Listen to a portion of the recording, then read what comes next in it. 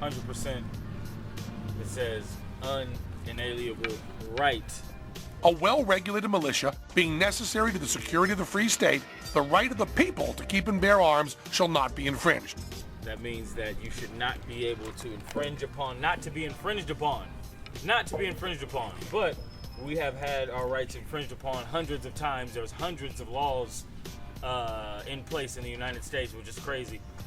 So literally our constitutional rights are already being violated as we speak. And they're trying to impose a national gun registry and universal background checks. And then, so basically universal background checks, they want to be able to have a background check system for every single person in the United States. And then, but for that, they need a national gun registry, which they want to basically know who has every single gun that's on the United States. Then what comes next is they're probably going to take your guns after they know exactly where all of them are. So that's why you don't want to move towards those kind of things. It's very, very, very dangerous. Only thing that gun rights usually protect are criminals, because it takes the guns out of the hands of law-abiding citizens, and then you have criminals that are easily going to get guns anyway. It's not going to stop a criminal from getting a gun because there's laws against it. It hasn't ever, and it never will. So I don't understand what gun laws actually are doing to actually help the people, because it never actually does. I said it before and I'll say it again. Self-preservation transcends identity politics. I don't care who you are, black, white, yellow, green, cisgender, trigender, pina colada gender, right, left, Democrat, Republican, gay, straight, bi-curious, pansexual, homophobe.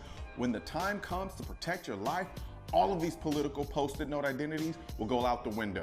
And if a gun is there to save your life, you will use that gun to save your life. And if a gun's there to save and protect somebody that you love, you will use that gun to save and protect somebody that you love. The biggest con played on society today is the idea that your social or political identity should dictate your stance on the Second Amendment. Has the worst laws for gun control. I mean, they literally don't allow them almost period within New York, within the city of New York at least, which is a complete violation of your constitutional right regardless of where you're at. And so they've already taken your constitutional right in New York. It's terrible. In California, they're trying to do it next. It's probably the second worst state in the United States, I think, when it comes to gun laws. It's terrible. Are you a member of the NRA? Starting about 20 years ago, a lot of conservatives, especially in the National Rifle Association, started to say, look, the Second Amendment has been misinterpreted by the courts. It is not just about state militias. It's about individuals' right to keep and bear arms. And the National Rifle Association, academics associated with it, other academics started writing and arguing for an individual right to keep and bear arms. No, I'm part of the USCCA. Oh, okay, great. U.S. Concealed Carry Association. Okay, great. And can you tell us what are the procedures, the correct avenues to go through to get a weapon? Just to get a normal legal handgun. Just as a normal citizen, you can walk into any gun store. That's, of course, if you have no history of mental health, any domestic violence charges, or felonies. Certain kinds of felonies.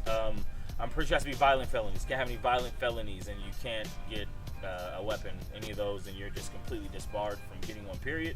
Don't even waste your time or money, because you got to pay for the background check anyway.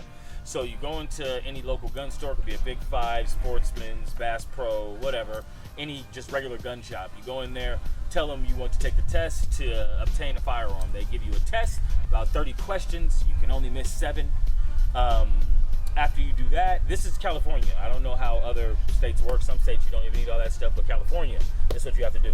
So after you take that test and you actually pass it, they'll give you a card that says they give you the test, they grade the test that day, give you a card, tell you, hey, this is your card, you can use to purchase a firearm, but now you need a firearm, that's the firearm certificate. Then you also need a birth certificate, proof of residence, and an ID that all the addresses match. Yeah, it's real particular. Then you can go in and actually look at firearms to purchase. Once you pick one, you put a down payment on it or pay the whole thing, whatever. You have to wait 10 days. They hold the gun for 10 days to do a Department of Justice background check, and then you get your firearm. So, yeah, it's relatively complicated, and I don't even want to, going into concealed carry is even crazier. So yeah, that's just to get your firearm. In California, you can only have the mag of 10 rounds, nothing more in any gun, no more than 10 rounds in anything.